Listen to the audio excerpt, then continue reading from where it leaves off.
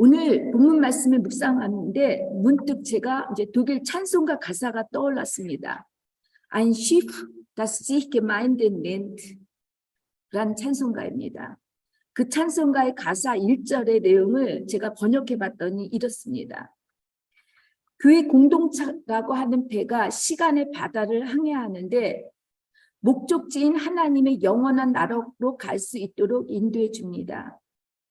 매해마다 배는 두려움과 절망과 위험, 의심과 희망, 싸움과 승리라고 하는 폭풍의 위협을 받습니다. 배가 아무 이상이 없이 잘 버티고 있을지, 목적지까지 잘 도착할 수 있을지, 침몰하지는 않을지 늘 묻게 됩니다. 그때마다 주님, 우리와 함께 계셔 달라고 기도를 합니다. 그렇지 않으면 우리는 홀로 바다를 항해할 수밖에 없습니다. 오 주님, 우리 곁에 계셔 함께 하옵소서. 이게 1절 가사입니다.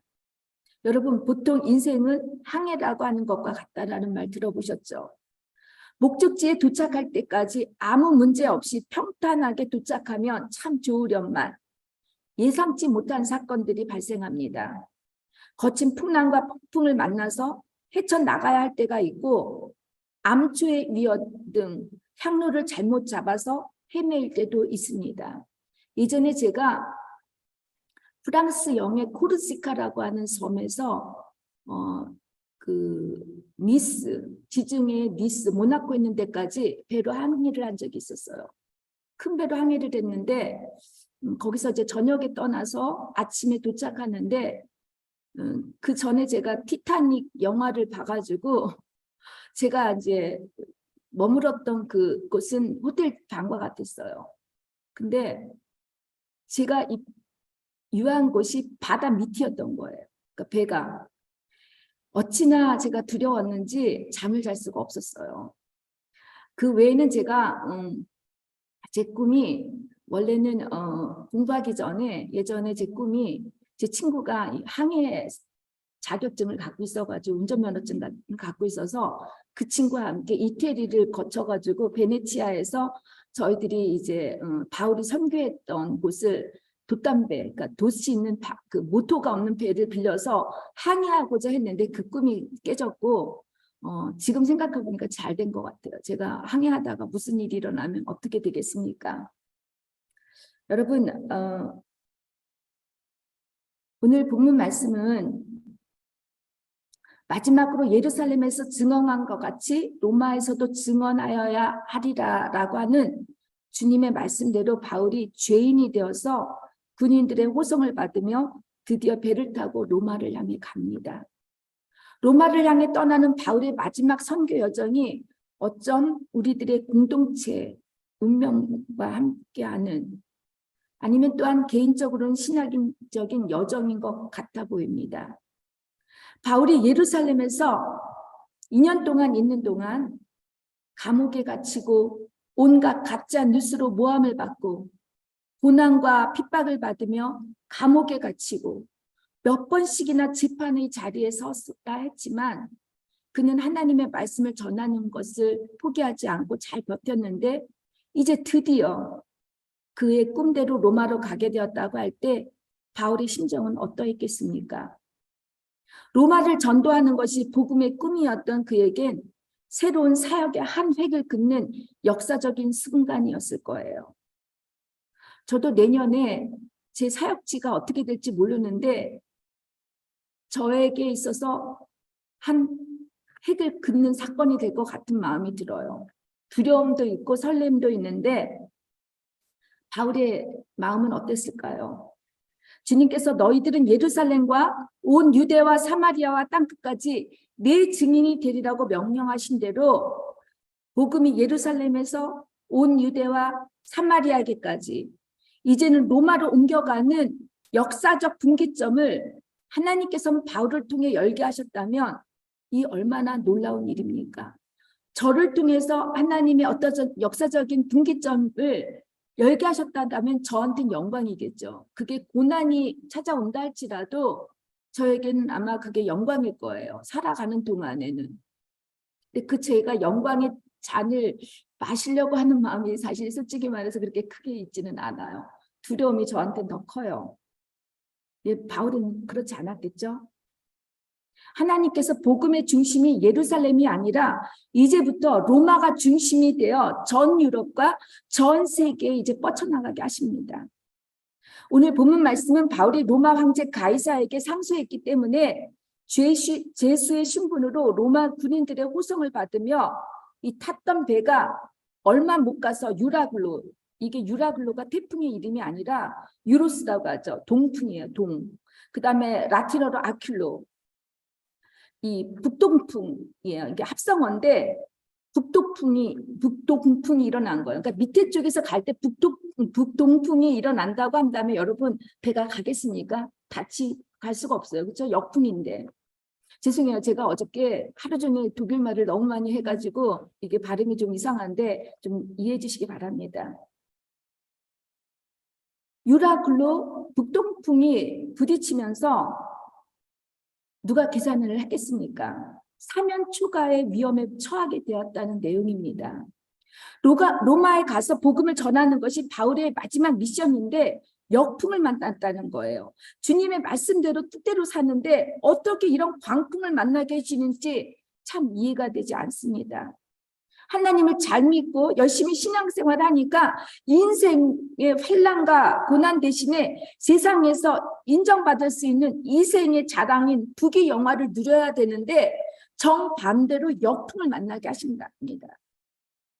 여러분, 제가 늘 강조했듯이 부귀 영화를 위해서 기도하는 것은, 그것을 바라고 신앙생활을 하는 것은 거짓 신앙이고 기복이라고 말했습니다.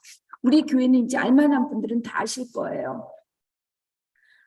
겉에서 나타나는 그 축복이 아니라 우리 마음의 내적인 안에서 일어나는 축복, 성령의 열매를 맺고 살아가는 것, 이것이 축복인 줄 압니다.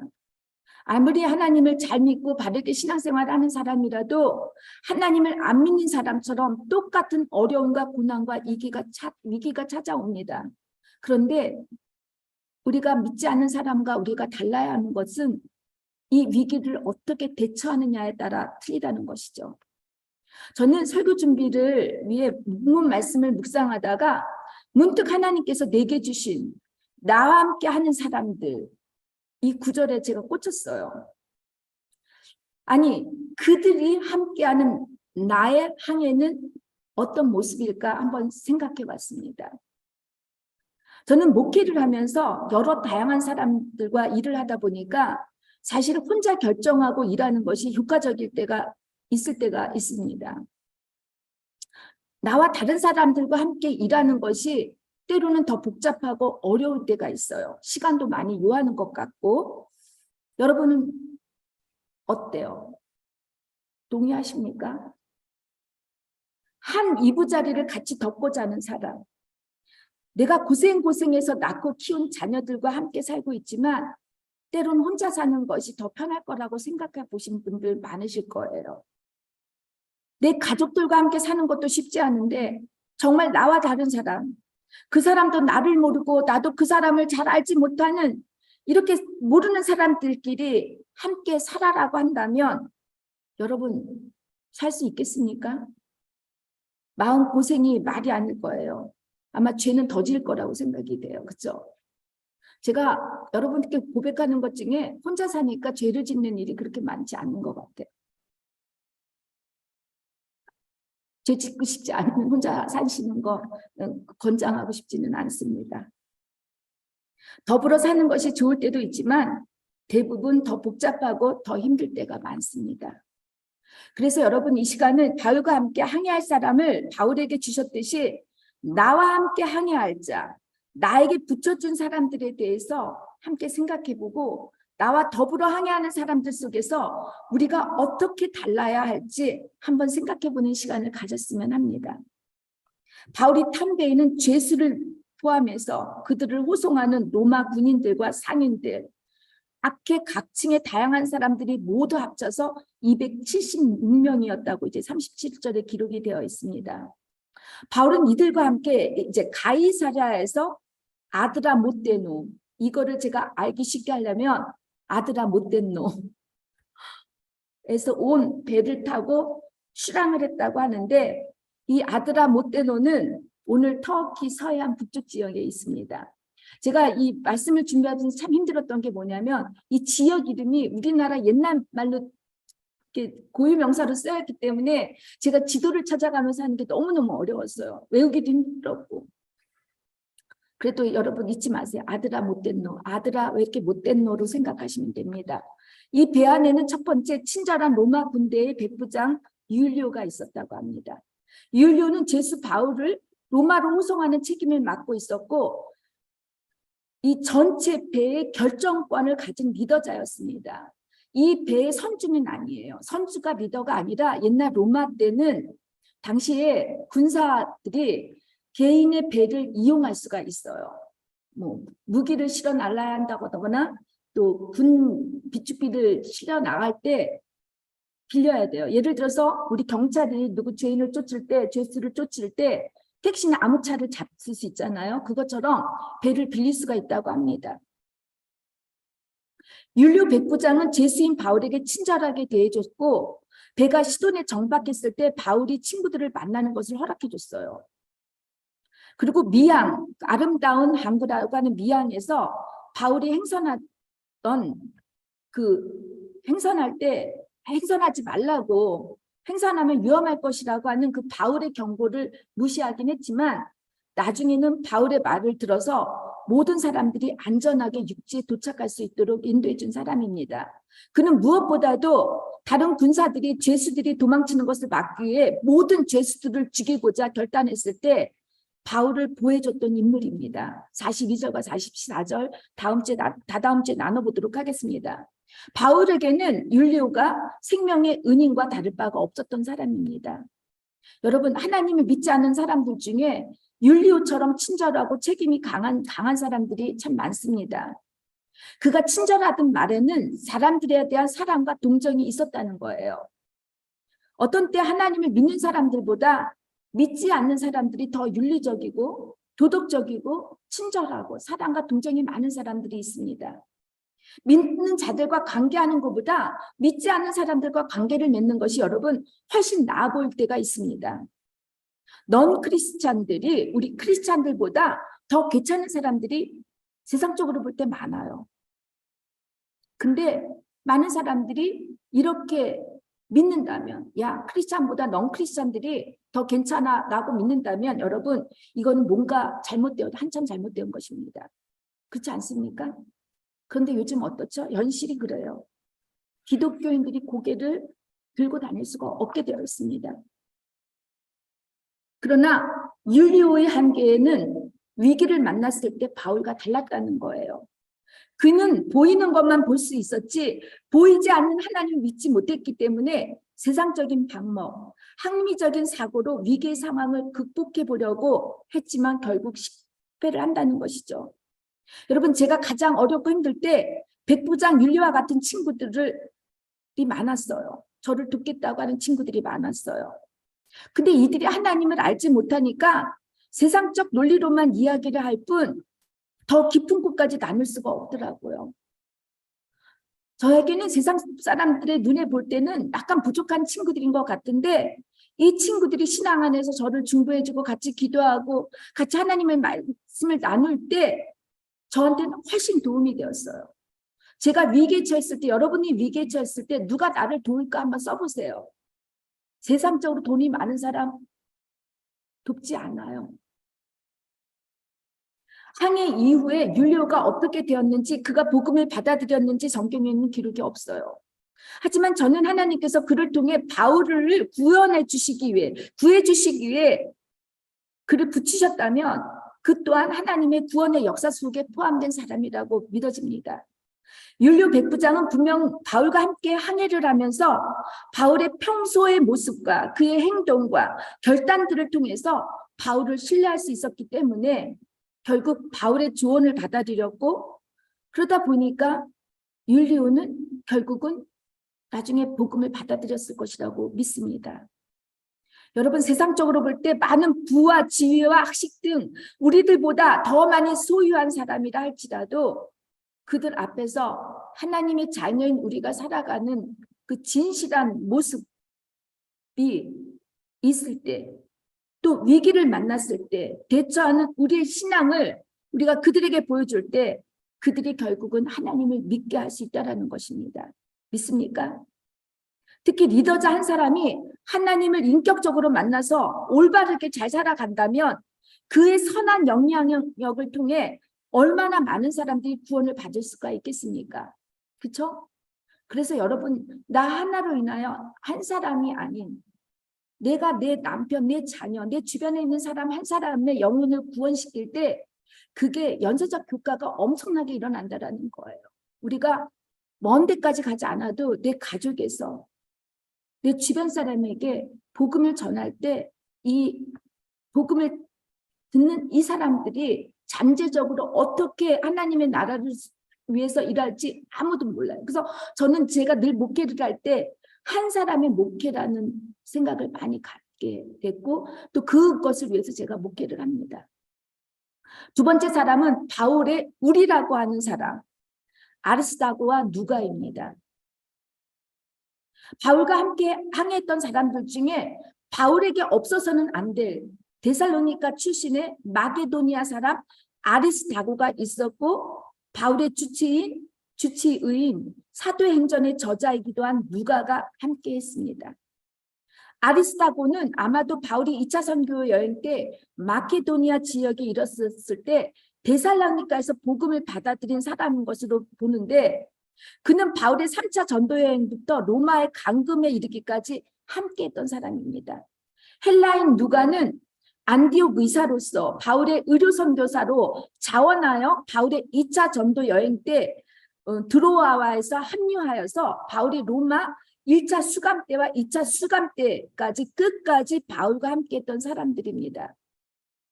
저는 아리스도가나 누가를 삼동이라고 불러요. 삼동이. 바울과 함께 동행했고 바울과 함께 동역했고 이게 빌레몬서 1장에 나오죠. 바울과 함께 감옥에 갇혀서 동고동락했던 사람이기 때문에 저는 삼동이라고 부릅니다. 바울이 수많은 핍박과 밖에서도 복음을 전할 수 있었던 것은 이런 삼동이가 바울 곁에 있었기 때문입니다. 바울에게 삼동이가 있듯이 여러분에게 삼동이는 누구입니까?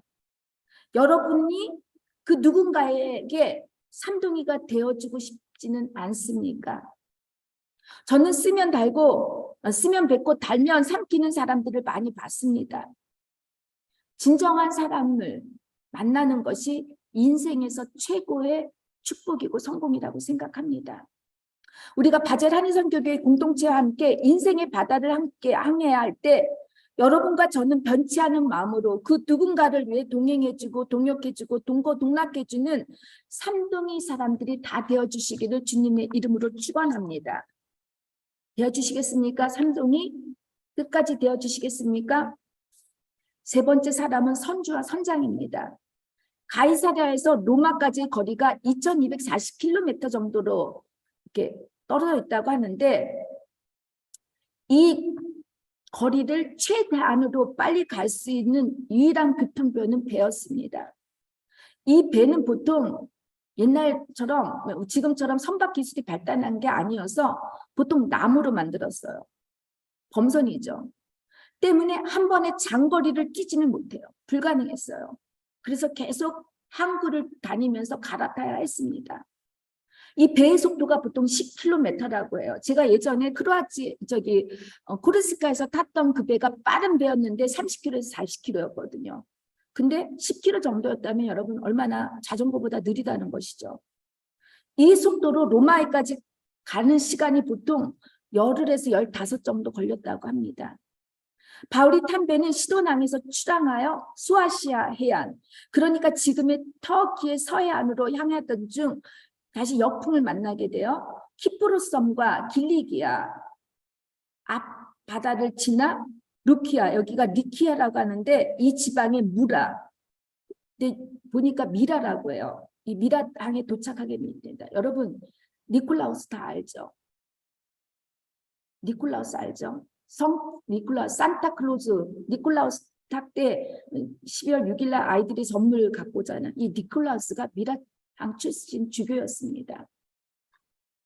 이곳에서 백부장 율리오는 이집트 알렉산드리아에서 출발하여 이탈리아로 가는 화물선 한 척을 발견해요. 이 화물선에는 곡물이 실려 있는데 당시 이탈리아는 나날이 늘어나는 인구를 지탱하기 위해서 지중해의 곡창지대인 이집트에서 곡물을 수입했고, 그래서 화물선이 필요했던 것입니다. 그리고 화물선들이 되게 많았다고 해요. 선주들이 이제 배로 먹고 살아야 되니까, 그죠? 270명 모두를 갈아탈 수 있어야 했고, 모든 곡물이나 화물들을 실을 정도라면 이 배가 엄청나게 커다란 배였을 것이라고 보입니다. 이 배는 며칠 동안 천천히 향진하고 난 뒤에 니도, 그러니까 크니두스라고 하더라고요. 그 섬 앞에 바다에 이르렀을 때 여기서 또 맞바람 역풍을 맞게 됩니다. 제가 여러분 주보에 지도를 제가 이렇게 했는데 이게 보입니까? 잘 안 보이죠? 집에 가서 바울의 로마 여행 그거를 한번 꼭 여러분들이 지역들을 한번 보세요. 어떻게 바울이 로마를 갔는지 한번 여러분들이 꼭 만나서 보시기 바랍니다. 근데 이 바람이 너무 세차게 불어서 에게이를 건너 서쪽에 그리스로 향하지 못하고 남쪽으로 방향을 틀어서 살몬의 앞을 지나 크레테 섬 남해안의 라스에아에서 가까운 그 그러니까 아름다움 있죠? 아름다운 항구라는 곳에 도착하게 됩니다.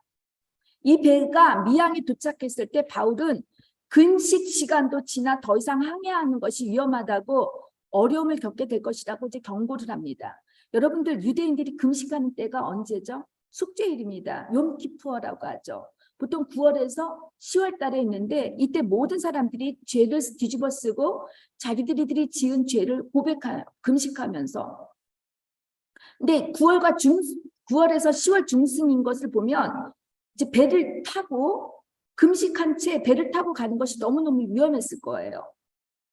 근데 여러분 지중해는 9월부터 10월 중순까지 항해하는 것이 매우 위험하다고 해요. 그래서 지중해를 항해하기 가장 좋은 때가 5월에서 9월까지래요. 9월 초까지. 근데 이들은 가장 위험한 때에 지금 배를 로마까지 가려고 하는 거죠. 근데 여러분 율리오가 어떻게 반응을 하죠? 바울의 경고를 따르지 않고 선장과 선주의 말을 더 믿었다고 했습니다. 선장은 한마디로 배를 움직일 수 있는 키맨입니다. 배나 해상에 대해서 모르는 게 없을 정도로 배에 대한 전문 지식이 꽤 많은 뼛속부터 뱃사람인 것입니다. 선주는 이 커다란 화물선을 소유할 수 있을 정도로 아주 부자였던 사람이었을 것입니다. 한마디로 선주와 선장은 모두 배를 통해서 먹고 사는 사람들인 것입니다. 이들이 바울의 조언을 따르지 않는 이유는 경제적인 관점에서 봤기 때문입니다. 배가 몇 번이나 역풍을 맞게 되니까 기대했던 시간만큼 도착 시간이 연장되는 거예요. 천천히 가니까 도저히 이들은 겨울을 이곳에서 보내는 게 적당하지 않다라고 생각을 했어요. 시간이 빨리 이 사람들은 화물을 내려놓고 와서 또 싣고 가서 돈을 벌어야 되는데 되는 게 아니에요. 또 미양이라는 곳은 작은 어촌이었어요. 큰 배를 거기에 체류할 수가 없는 상태였어요. 선주나 선장에게는 배를 바울의 말을 듣고 체류하는 것이 위험했기 때문에 그들은 바울의 경고를 따르지 않았고, 율리오스는 그들의 전문인 지식을 믿었고, 그래서 배가 체류하지 못한 채 가요.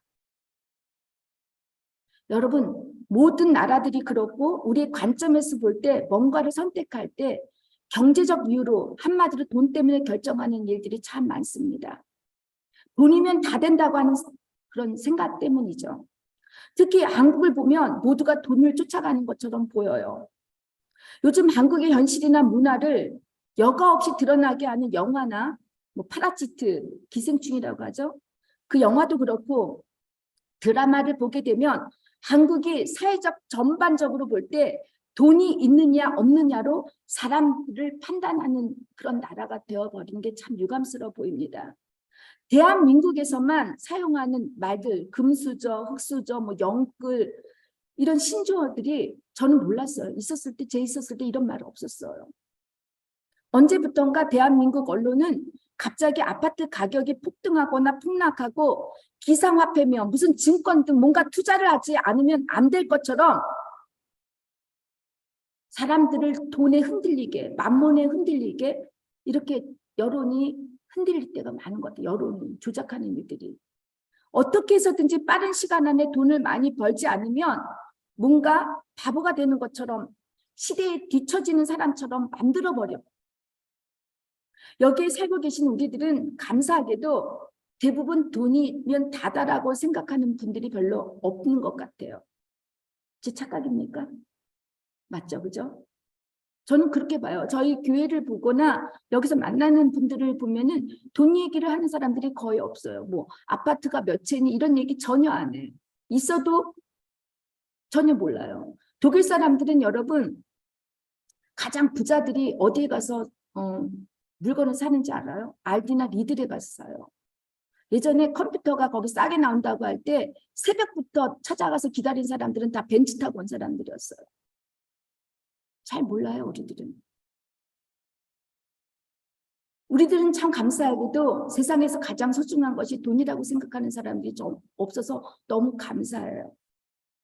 그런데 물질이, 돈이 우리의 행복과 불행을 좌우한다고 믿는 사람들 많습니다. 우리 믿는 사람들 중에서도 많죠.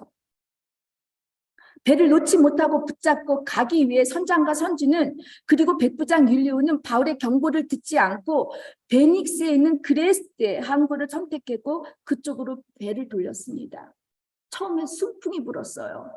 얼마나 좋았겠습니까? 야, 우리들의 선택이 옳았다고 생각했을 것입니다. 그러나 여러분, 순풍이 불 때가 있으면 얼마나 좋겠습니까? 갑자기 유라굴로 광풍이 부딪히게 됩니다. 어떻게 됐습니까? 이들은 27절에서 15절 배가 가는 대로 쫓겨가고, 이 쫓겨가다라는 말이 3번이 나와요.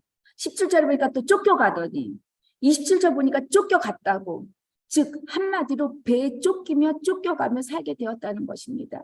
이처럼 물질 중심, 돈 중심에 살게 되면 여러분 쫓겨가는 인생, 돈의 노예가 되어버린다는 거예요.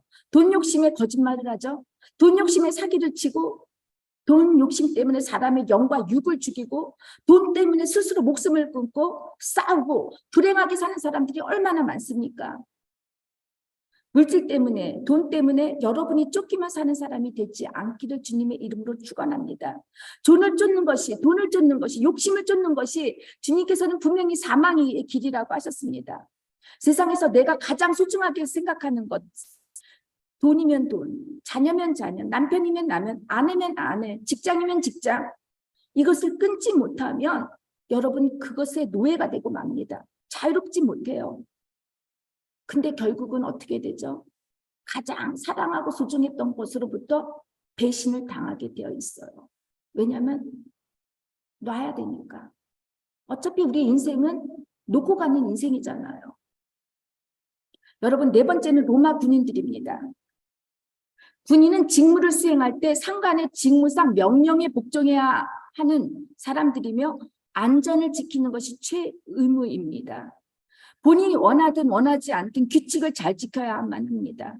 42절에 보니까 죄수들이 도망가는 것을 막기 위해 죽이는 것이 좋다고 생각했던 것처럼 군인들은 그들의 책임을 다하기 위해서는 다른 사람의 목숨을 죽일 수 있다고 생각합니다. 어떻죠? 우리나라의 광주 사태가 그런 거. 광주 사태가. 철저히 힘의 원리에서 지배를 하고 지배를 당하는 사람들입니다. 자신에게 준 책임이 누군가를 누르는 힘으로 권력으로 함부로 사용하게 되면 여러분 한 사람을 죽일 수 있고 한 영혼을 파괴시킬 수가 있습니다. 정치 지도자는 국민을, 교회 목회자는 교인들을, 부모는 자식을 파괴시킬 수가 있다는 것을 잊지 마셨으면 합니다.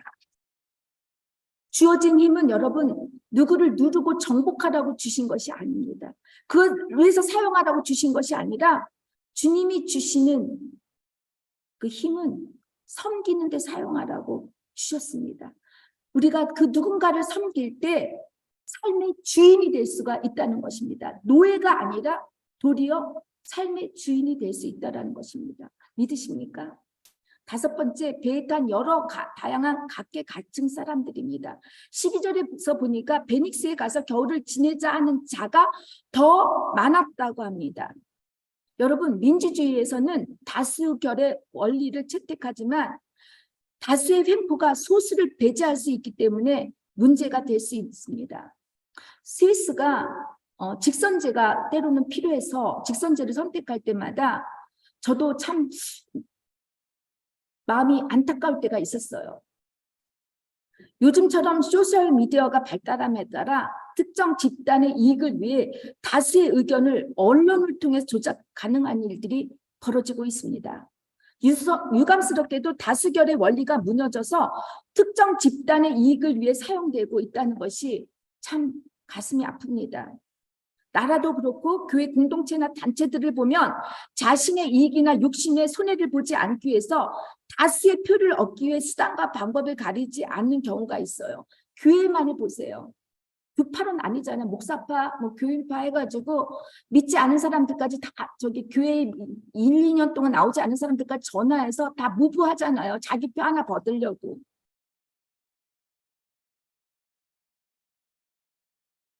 그런데 여러분, 더 심각한 거는 이런 데 쉽게 넘어가는 사람들이 많다라는 거예요. 지난 역사들을 보면 다수의 사람들이 얼마나 쉽게 조작되어 수 있었는지 제가 항상 독일의 역사를 얘기했죠. 이 다수가 소수의 얼마나 폭력과 횡포를 가했는지 잘 알 수 있지 않습니까? 다수의 잘못된 선택이 결국 어떻게 되죠? 한 나라에 교회 공동체도 모두를 힘들게 하고 죽어라 이제 고생을 합니다. 이들이 어떻게 고생을 하는지 여러분 구체적 기록이 되어 있는데 16절에서 20절까지예요. 이들은 배고픔에 시달려야 했어요.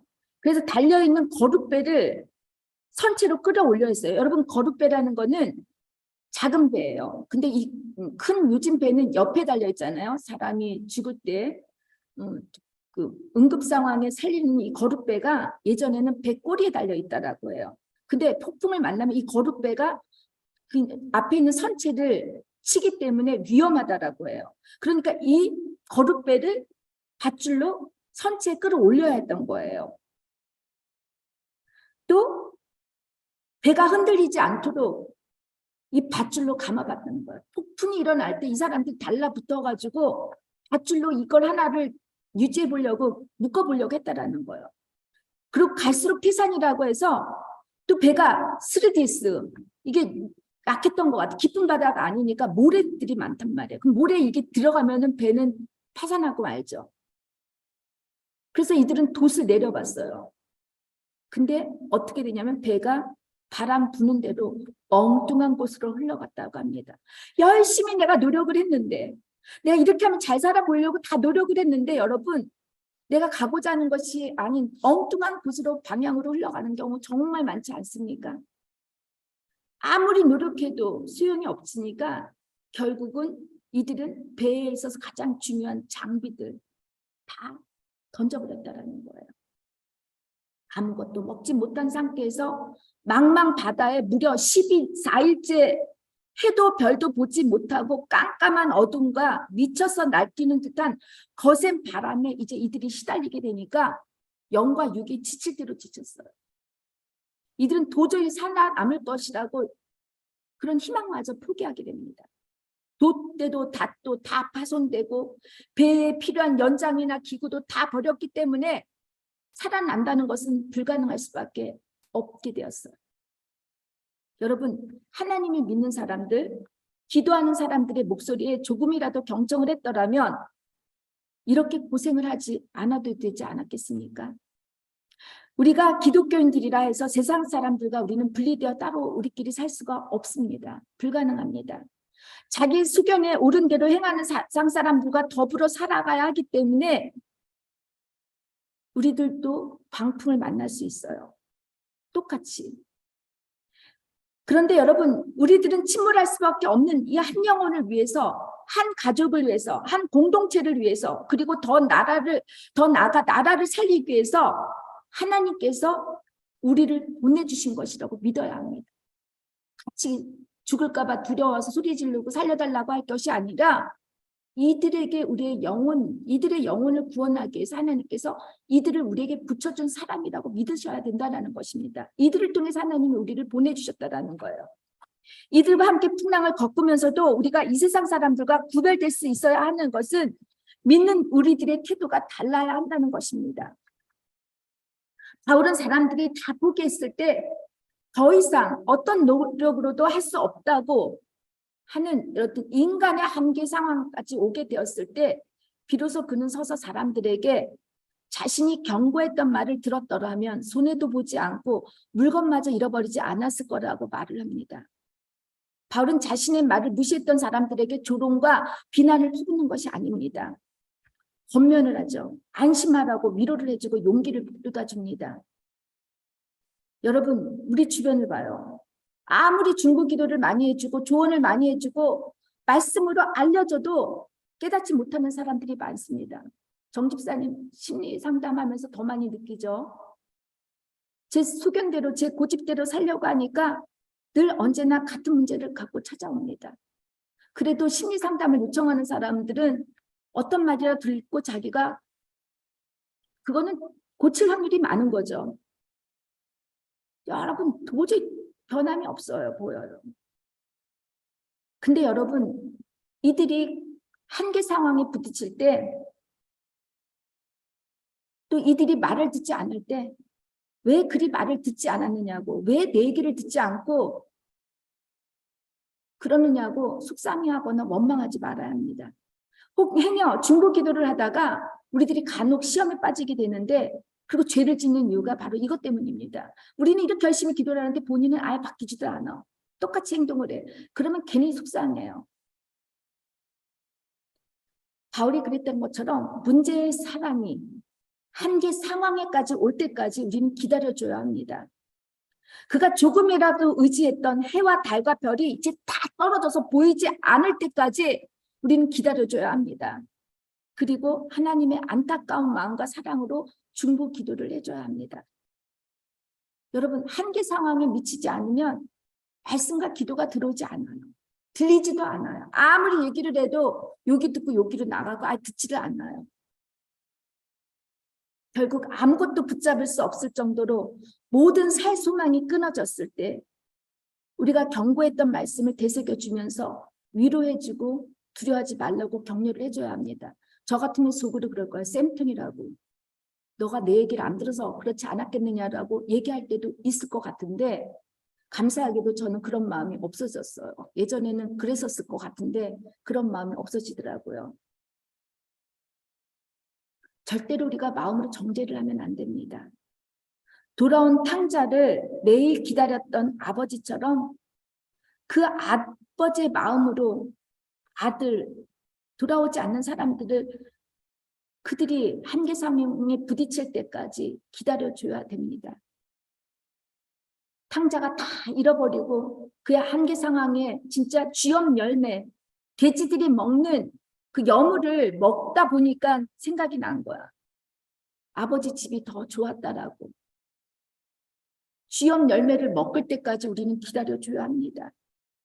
그리고 그들이 정작 그 상황에서 살 수 없노라고. 그랬을 때 우리는 우리의 경고 말씀을 되새겨주면서 이걸 구속사적으로 해석해줘야 합니다. 그리고 안아주고 위로를 해줘야 합니다. 바울은 두려움과 절망에 빠진 사람들에게 안심하라고 합니다. 사실 안심하지 못하는 것은 여러분 뭔가 손이 쥐고 있을 때 그래요. 아무것도 없으면 안심할 그거 없어요. 모든 것이 없어지면 도리어 안심하기가 쉬워요. 죄질 일들이 별로 없어요. 배가 파손된 것 같은 물질적 손해나 손실을 당했지만 대신에 목숨을 건질 수 있었다고 풍랑의 사건을 구속자 사건으로 해석해서 그 사람들에게 알려줘야 하는 것입니다. 여러분, 오늘이 이제 2022년 마지막 주일입니다. 성탄절이기도 하죠. 하나님의 아들이시며 인간의 몸으로 이 땅에 오셨을 때 누울 곳이 없어서 말 먹이통에 누우셨는데 이것이 복음의 표적이라고 하셨습니다. 우리 표적이라면 홍해가 갈라져야 되고 죽은 자가 일어났다 이래야 되잖아요. 예수님에게 우리의 보여준 표적은 말밥통에 누인 것이래요. 참 우습지 않아요. 세상적으로 볼 때. 주님이 이 땅에 오신 것은 지배하기 위해서 오신 분이 아니라 섬기기 위해 오셨고, 사람들의 손에 의해 죽임을 당할 수밖에 없는 평화의 왕이시기 때문에, 그렇기 때문에 말 구유에 누이신 거예요. 이 기쁜 소식, 우리의 눈높이에, 높고 높은 보좌를 떠나서 낮고 낮은 우리들의 눈높이에, 그것도 작은 여자의 몸에서 같은 하나의 씨로 자라서 9개월 동안 잉태된 상태에서 이 땅에 오신 그 주님, 참 기쁜 소식이어야 되지 않습니까? 이렇게 우리의 한 영혼을 살리기 위해서 주님이 오셨다면, 여러분, 우리도 그 한 영혼을 위해서 내게 붙여준 항해하는 사람들 속에서 원망하지 말고 불평불만하지 말고 정말 이들에게 복음을 전할 수 있는 여러분과 저한 또 우리 바젤 한인선교교회 교회가 되시기를 주님의 이름으로 부탁드리고 축원합니다. 기도하겠습니다.